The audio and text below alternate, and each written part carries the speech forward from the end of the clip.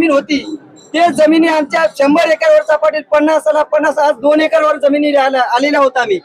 आणि जर सरकार आमची दखल घेत नसेल आम्ही तर रस्त्यावर उतरलोच आहोत। जर म्हणजे मुख्यमंत्री साहेब असो दोन्ही उपमुख्यमंत्री साहेब असो यांना विनंती करतो, जर तुम्ही मुंबईत आमची कोणी करण्याचा प्रयत्न केला तर जो गावाकडे आमचा मराठा बांधव आहे तो तर रसद पुरवत आहे, लागल्यास आम्ही आमचे जो अखंड हरिनाम सप्ते सामाजिक कार्य गावाकडे करतो ते कार्य आम्ही यावर्षी कमी प्रमाणात करू, पण ते देणगी आम्ही सर्व मराठा समाज पूर्ण ताकदीने ती देणगी जमा करू।